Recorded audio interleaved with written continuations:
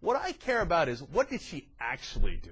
Okay, so it's not big news to me that she fudged the story coming out of Bosnia. The much more interesting story is, did she do anything in Bosnia? And did she do anything with President Clinton? And we covered this yesterday.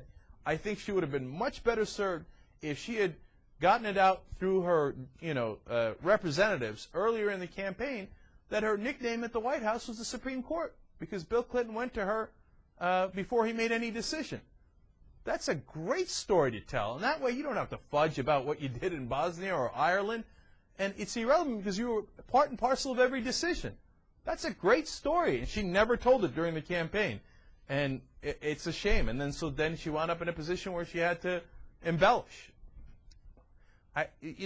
Earlier on, I was thinking that Barack Obama was running an unbelievable, spectacular campaign, which I think he is. And the fact that Hillary Clinton hung with him all this time, and this race is that close, shows how good a campaigner she was. And in the debate, she was fantastic, and she's done a lot of things right in this campaign.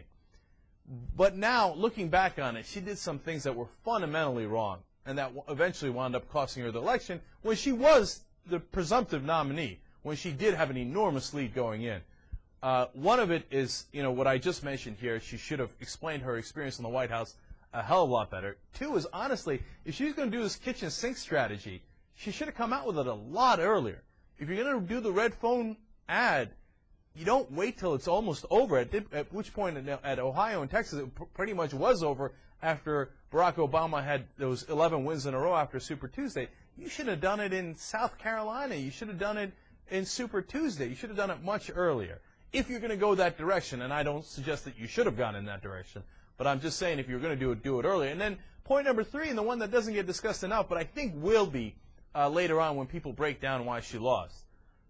The organization that Barack Obama had in the smaller states, the caucus states, and the fact that Hillary Clinton honestly was arrogant, or her team was arrogant in saying, oh, small states won't matter, the caucus states won't matter, our organization won't matter, instead we'll do ads and we'll pay money to lobbyists and consultants and ad makers, and that'll be our advantage. She spent the money in the wrong places, and that cost her big time, because he won almost all of the caucus states, he won so many of the smaller states, and Hillary Clinton was left holding the bag, making the argument, oh, but the bigger states matter more, which doesn't make any sense, because we live in a country full of big states and small states, and then you add them up at the end, and whoever has more, you would think, whoever has more votes wins, although lately in 2000, that hasn't been the case, and Hillary's arguing in 2008 that shouldn't necessarily be the case.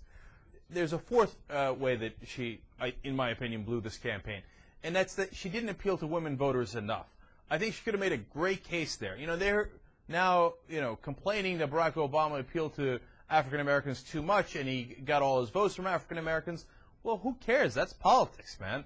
And you should have done likewise with women. And I don't know if you know this, but there's a lot more women in the country.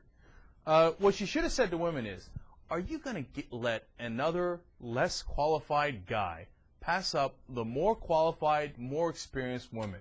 Again? How many times in our lives have we seen the younger, less experienced guy go past us because a woman couldn't get the promotion? And we can't have that happen.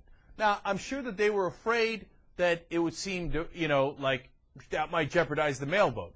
But hey, it would have been well worth it in the treasure trove of votes I think she would have gotten out of women. And remember, her big victories, like in New Hampshire, was appealing to women voters. And women voters are a bigger percentage than male voters overall, but also definitely in the Democratic primaries. Now, would I have agreed with her stance on that? No, I wouldn't have. But would I have considered it smart politics? Absolutely.